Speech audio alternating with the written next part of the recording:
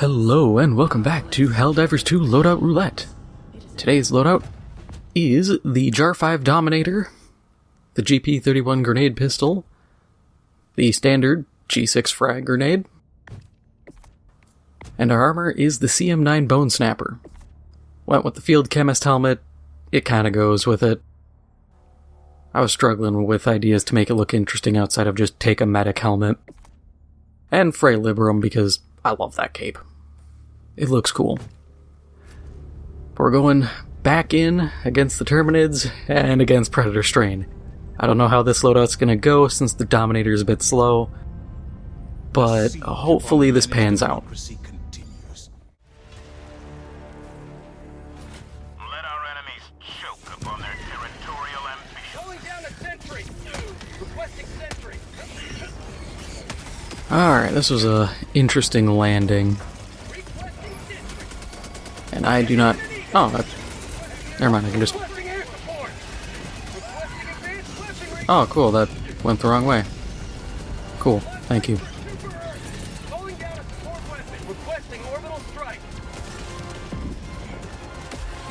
Once we have a moment of peace, I'll... Okay, we have a moment of peace. Biotane instead. So, stratagems. Orbital Precision, Eagle Strafing, Anti-Material Rifle, and Dog Breath Guard Dog. Not the worst, I'll admit. We have AV, thanks to the Anti-Material Rifle. We have a Guard Dog, I will always take one except the laser one. This one has far less chance of killing me or my team, so cool, cool. The Dominator...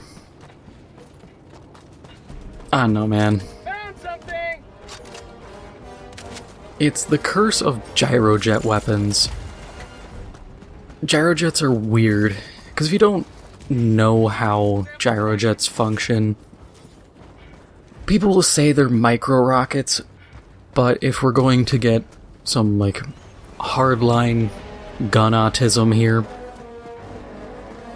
a micro-rocket and a gyrojet are two different things.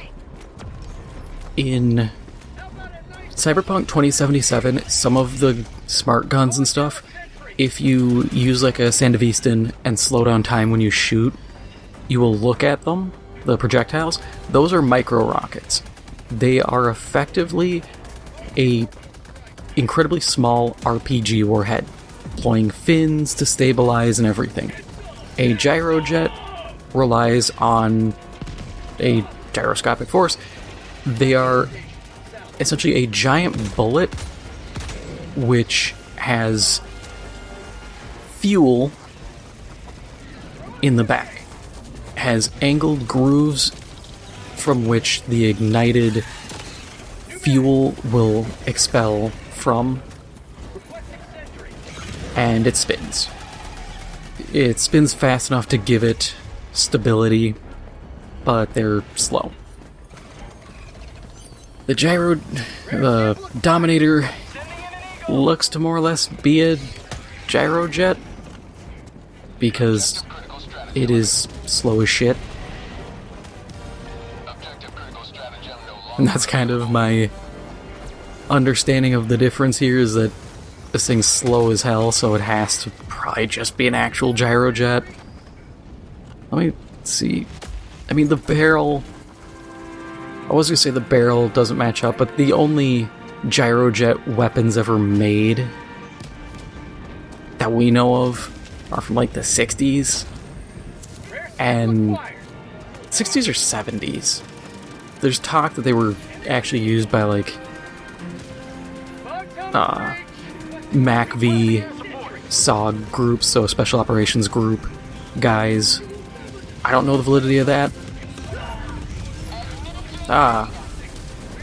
I love when people call in cluster strikes way too damn close.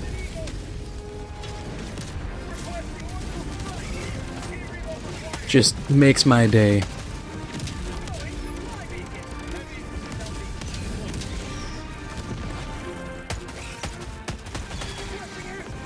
Love when people do that.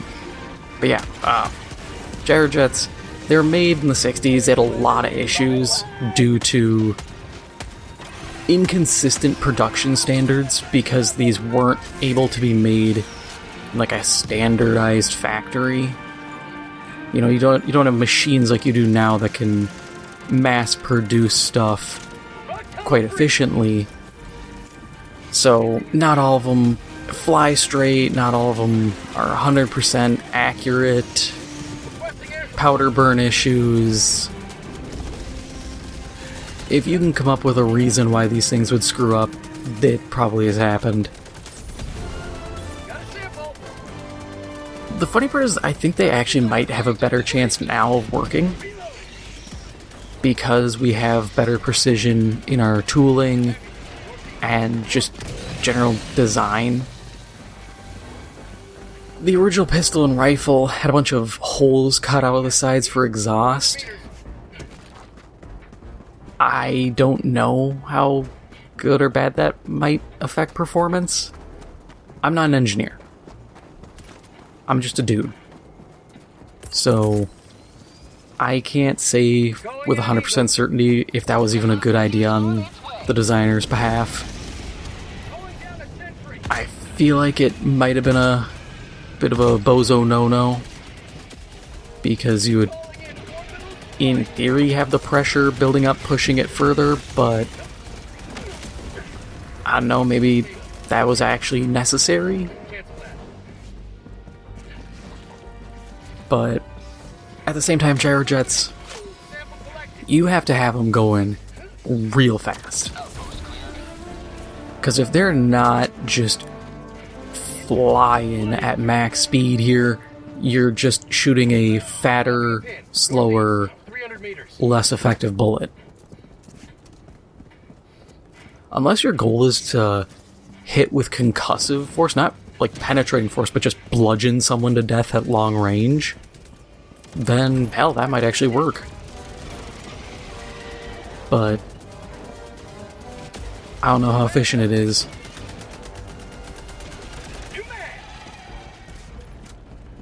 It might be... See, there's a lot of things you could do, because depending on how it's set up, you could do like the Metal Storm weapon system, which used electronic firing to fire all its rounds, which was really cool. And with Metal Storm, they were actually able to stack bullets on top of each other, so it had... God, I want to say the proposed fire rate was like 1,000,000 rounds per second. Just because everything's stacked. And an electronic firing system is essentially instant. You press a button, pull a trigger, it's going. There's no hammer delay, none of that. Which, tying into Helldivers, they actually had in Helldivers 1 effectively a disposable machine gun that was Metal Storm, effectively. Really cool. Wish we'd get that back. How useful would it be? Probably not that useful. But for randomizer runs, sure, what the hell, why not?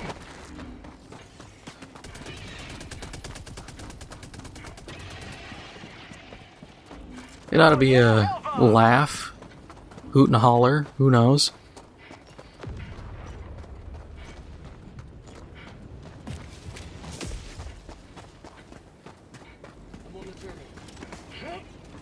Another sample collected.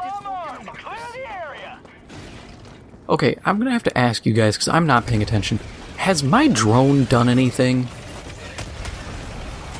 Okay, it's doing things. Never mind, you don't have to tell me. I just wasn't paying attention to it, and it just seemed to be doing a distinct lack of anything for a while, and I was like, is this working or not? Did I get hustled again? I still refuse to fire this thing in burst. I can't remember if it's 2 or 3 round burst, but if it's 2-round burst, I hate that because this is an uneven magazine. And that's the kind of thing that just drives me insane. And if it is a... well, don't have to shoot that now. And if it's a 3-round burst... I don't know, man. You know, we'll try it.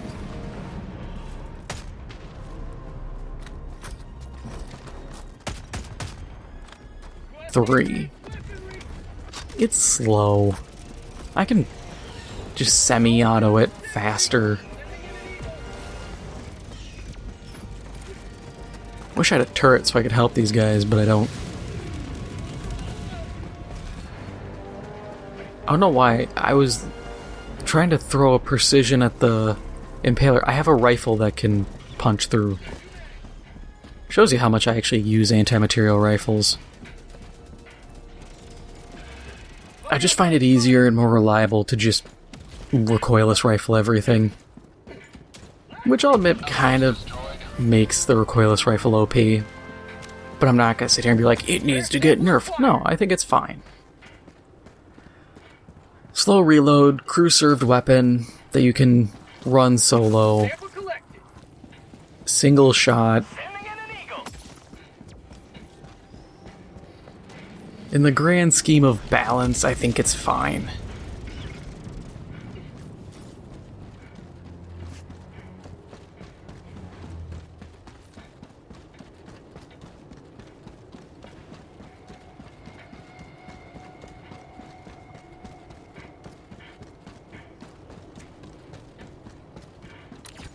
Tagging map, southeast, 100 meters.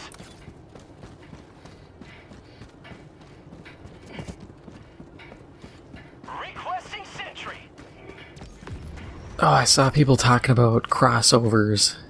Because a long time ago there was an article, I think it was Pillisted, rattled off a list of games he'd like to do crossovers with. He included like Trench Crusade, which... I'm not gonna say I'm part of the community, I'm just a dude who follows a lot of the art and the groups and stuff just to kind of see what people are making and a bit of art inspiration. But it's World War I. So your weapons are most likely just gonna be World War I weapons. Your armor is gonna be kind of this blend of like World War I and medieval-ish armor. So you're gonna have like a, I think it's a Salet or Sallet, S-A-L-L-E-T helmet and stuff like that. It's nothing fancy. It's just kind of what you'd expect. And in terms of weapons, yeah, it's World War I guns with a little bit of flair to them. I don't know how much you can really do with that. It's not like we're gonna magically get a gun or a stratagem that lets us call in demons. That'd be cool, but also weird as hell. Don't you take the last one, you bastard. I didn't 100% need it, but I would have liked more rounds for the AMR.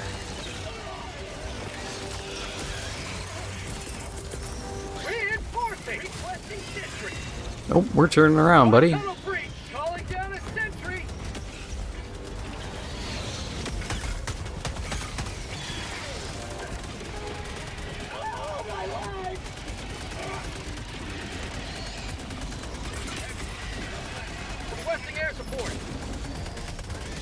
Don't go for it.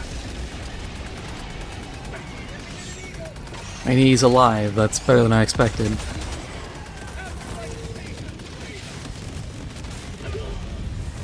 Calling in reinforcements. Yeah, that was on me. I'm sorry. Request approved. Deploying reinforcements.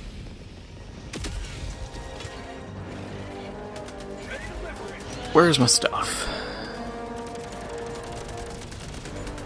But yeah, the crossovers, there was a lot of stuff. Some people were like, oh, I'd love a Halo crossover. And I'm like, good luck with that, my guy. I don't... As much as Microsoft is kind of just like selling everything they can to everyone who will buy it at this point, You know, you got Phil Spencer saying years ago that Nintendo's future is on other platforms, and here he is announcing that Gears of War 1's coming to PlayStation in August. You tell me 10 years ago that would happen, I would have said you're smoking crack. Here we are. Weird future, right? But there was a lot of crossovers pitched, and I saw recently Bungie announced a new round of DLC for Destiny, and one of them is a Star Wars crossover DLC, where it's them essentially trying to continually be like, don't worry guys, it's not Star Wars, it's heavily inspired by Star Wars. And I'm like, ugh, how heavily? Because at a certain point you go from inspired to it's a full like DLC Star Wars theme in all but name. Like, it's Star Wars just without the name put onto it. And I decided to look into Bungie's history of crossovers, and I realized in the past 3 years is when they've really leaned into crossovers with other brands. And that kind of stuff always worries me, because at least to me, that's kind of the hallmark of a struggling IP. To be like, oh yeah, we're losing the market or people's mind share, so now we need to reach into other IPs to try to remind them we exist. And that's always worrying, because it takes away from a game's unique art style, how it generally just kind of expresses itself and how it appears. A prime example is Fortnite. People will go, oh, well, Fortnite's just a bunch of IPs. And it's like, yeah, that's kind of the problem, is it's just IP the game. And it's... people will try to defend it every way they can. And it's like, oh, well, not everything's going to be like that. It's like, yeah, for now. You have to realize and acknowledge, if it sells well enough, they're going to do it again. Please, not another cluster bomb. Someone take that away from that man. I swear to God.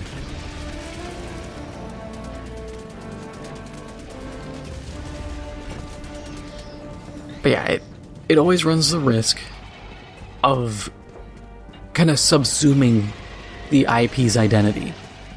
Because if people are buying more because of other brand than the game itself, that's an issue.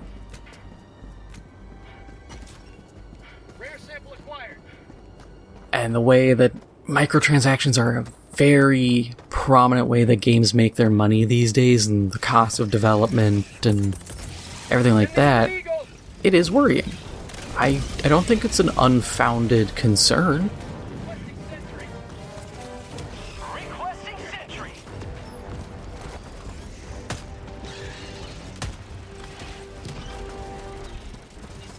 I mean, hell, look at like World of Tanks, how they've had, and World of Warships and all that, they've had Warhammer crossovers because they've seen Warhammer sells well. Or you have, I mean, sometimes they fit, like World of Tanks had Girls und Panzer, the anime, do a crossover. But sometimes they're just kind of weird crossovers that you end up looking at going, why is this here?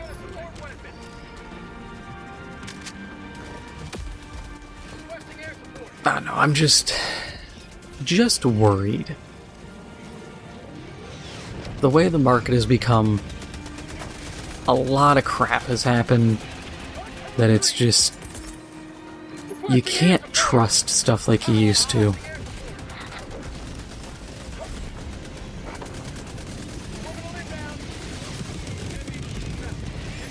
And all these things kind of become reliant on each other. You know, games will rely on a crossover with another game to gain or regain some popularity, some mind share. I mean, look at Dungeons and Dragons. How many crossovers and how much junk they make now just to try to stay in people's mind. Which admittedly is funny, considering D&D is not doing well. But that's what happens when you make crap.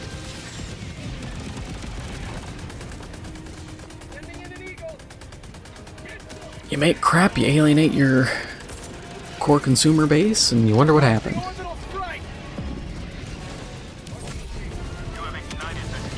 Yeah, that actually worked.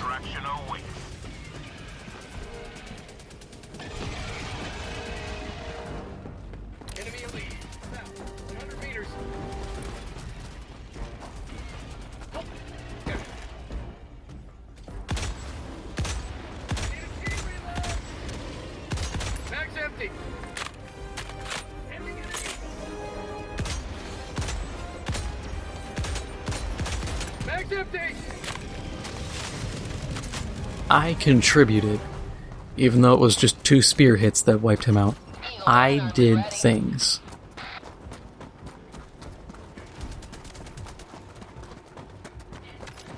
Yeah, the Dominator's not doing terrible, but I also think I'm not getting horribly swarmed. It's not bad for non-heavy armored targets, but also not like scavengers, you know, your little scuttly trash mobs. Everything in between, it's okay. But we're also... I'm not even going to do a knock on wood here because they would have spawned by now. Spewers. We haven't really had a lot of spewers. We've been really lucky on that front.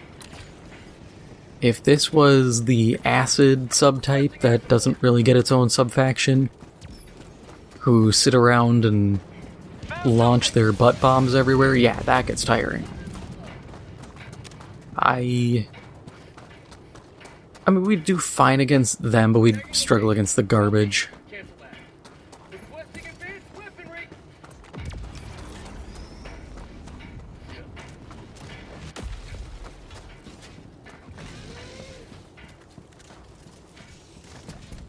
Marking location, heavy, southeast, south.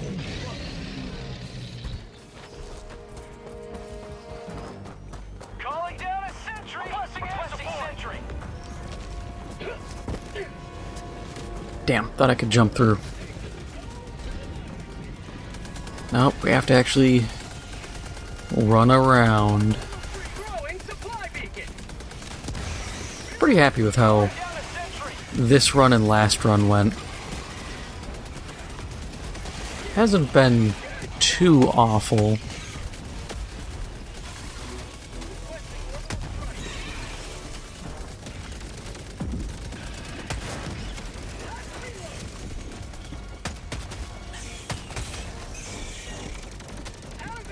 I would definitely say, though, if you're looking for a gun, just get a stalwart.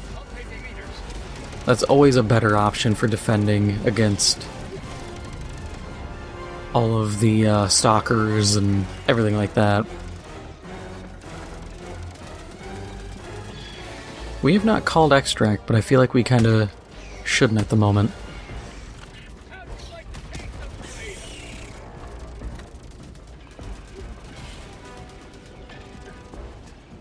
Go, spray. Or don't, that's fine.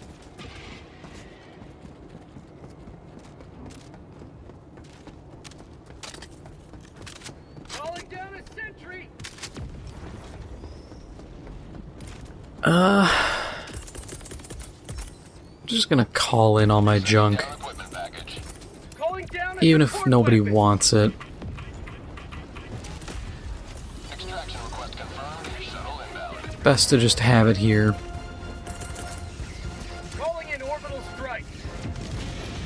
Oh, you're dead.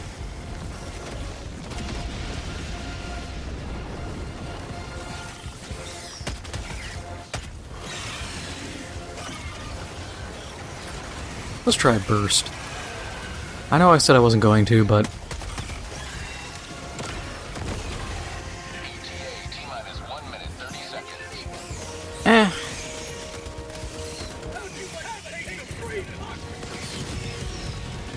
it works. I'm not gonna say I'm happy about it, not gonna say I'm disappointed, it's kind of there.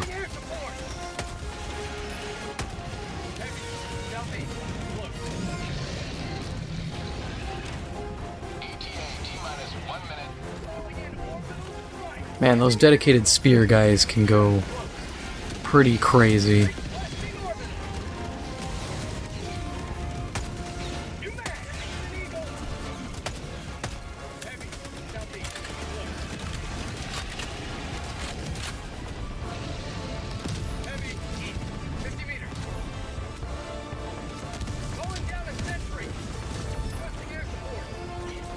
Yeah, I'm getting behind that sentry. I'm not getting popped in the noodle.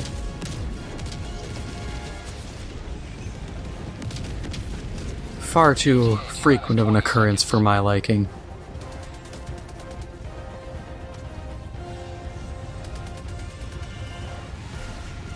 ETA T-minus 10 seconds. Clear landing zone.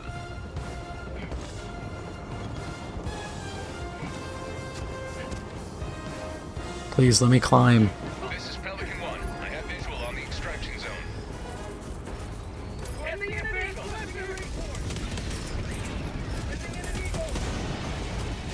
comes the cavalry.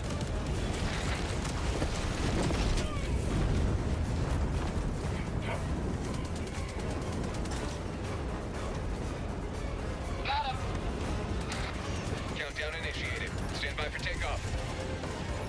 Alright, so that is all for now. If you enjoyed this episode, make sure to hit the like button, it helps out the channel a lot. And if you haven't already, make sure to hit the subscribe button. Thank you for watching, and I'll see you in the next one.